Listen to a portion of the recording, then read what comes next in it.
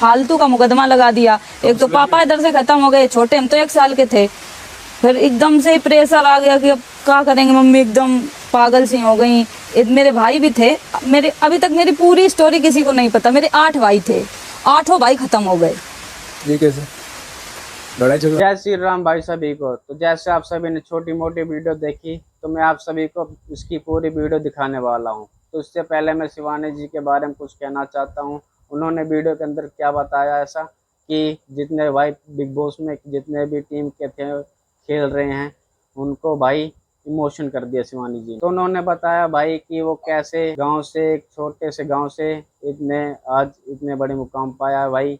और बोल रही थी कि जितने मेरे फैमिली में हैं, घर वाले हैं, बच्चे बूढ़े, और बहुत दुख का सामना करा है। और उन्होंने भाई न कहीं भी जाना होता, कहीं कुछ भी काम करना होता, तो वो लोग बिना चप्पल के नंगे पैर काम करते थे। तो शिवानी जी ने बताया भाई कि मेरे 8 भाई थे, और जो पैदा होते के साथ उनकी डेथ होगी, और कई लोग जो थे बड़े हुए उनकी भी डेथ होगी।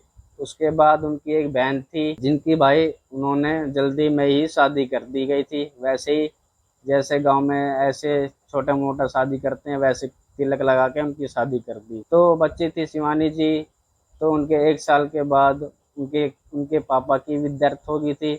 और उनकी माँ ने बोला कि अब शिवानी के लिए भी रिश्ता ढूंढते हैं। तो रिश्ता वालों ने जो लड़के थे उन्होंने मना कर दिया था कि ये शिवानी जी अनपढ़ हैं, गंवार हैं, क्योंकि इनके बोलने का वो तरीका अलग है और रहन सहन भी खराब है। तो लड़के वालों ने मना कर दिया था भाई। तो शिवानी भी खुश हो गई थी। तो भाई आप सभी सबसे पहले ये वाली वीडियो देख लीजिए शिवानी जी। मेरे अभी तक मेरी पूरी स्टोरी किसी को नहीं पता। मेरे 8 भाई थे, 8 भाई खत्म हो गए। ये कैसे लड़ाई झगड़ा?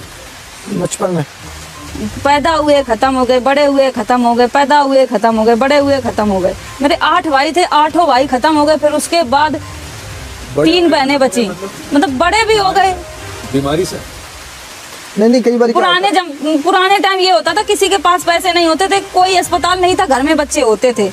तो अब जो घर में बच्चे पैदा करो, ये कुछ तो दिक्कत हो ही जाती है। इतना जानकारी नहीं, कुछ भी नहीं, इस वजह से वो बच्चे कुछ दिक्कत हो जाती होगी, खत्म हो गए। कोई साफ सफाई नहीं हो पाती होगी, खत्म होते चले गए। फिर उसके बाद मम्मी एकदम पागल हो गई।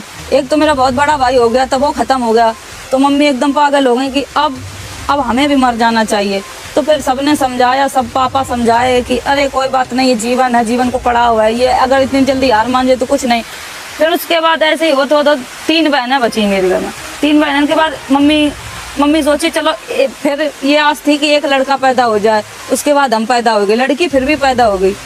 तो एकदम मम्मी फिर टूट गई कि अब लड़की पैदा हो गई तो हमें वो प्यार नहीं मिलो घर में कि मेरे घर में बिटिया पैदा हुई है, बहुत अच्छे से पाले गए, हमें बहुत अच्छे से खवाओ गो, कपड़ा भी पहनाए गए, बड़े होते चले गए। कभी हमें घर में दूध, हर बच्चा पैदा होता है तो ये होता कि बच्चा पैदा हुआ दूध पिलाना चाहिए। जितने दिन पिया मम्मी का पिया, बात कि इधर उधर से हमें गाय भैंस का दूध नहीं मिला, पानी में बिस्कुट घोर खाए हैं। घर पे खाना नहीं होता। इतनी परिस्थितियाँ इतनी खराब थी, घर में कुछ भी नहीं। पापा जो 1 साल बाद पापा खत्म हो गए मेरे, तब वहाँ भी एकदम परिस्थितियाँ बिगड़ गई कि पापा थे वो भी अब चले गए, अब किसके सहारे जिए। तो फिर यही सब दीदी बड़ी होती कि दीदी जिम्मेदारी ली। मम्मी के सर पे ये भार था कि शादी कैसे होगी, बहन बड़ी हो रही हैं, जिम्मेदारी है, शादी कर्जा करके मम्मी ने ऐसे ही शादी कर देती थी मम्मी के लिए। खाना, मेरी बड़ी दीदी की शादी तो ऐसे भाई बस बारात आएगी, खाना तक नहीं खिलाओगे। तो बारात में बस थोड़े लोग आए थे, ऐसे मम्मी ने ऐसे टीका कर दो और भेज दो, दीदी की शादी कर दी। ये बड़ी दीदी की शादी में, फिर एक दीदी और है, फिर उनकी ऐसे ही शादी भाई, फिर भी रीना दीदी की शादी भाई, फिर मेरा नंबर आओ। हम भी बड़े हो रहे थे, हमें लगा तो इतनी गरीबी से पाल रहे हैं, मम्मी पाल रही हैं, कुछ तो हमें करने चाहिए। तब हम सोचते थे कि हमें पढ़ लिख मिल जाए तो कुछ और हम कर सकते हैं। तो पढ़ाए हुए इतने मम्मी ने नहीं ध्यान दो कि पढ़ाए ला अपनी बिटिया को। फिर सरकारी स्कूल है मेरे घर के पास, कक्षा 5 तक हम वहाँ पढ़े हैं। उसके बाद हमने जैसे तैसे एडमिशन करवाओ। एडमिशन करवाने के बाद फिर पढ़ाई करी, काम भी करते खेतन को, घर की रोटी बनाओ। दीदी तो चली गई ससुराल में। ये है शॉर्टकट में, सब लोग यहाँ मेहनत करके आए हैं भाई। और इसने जब वीडियो बनानी शुरू की थी तब बिल्कुल हालात खराब थे घर के।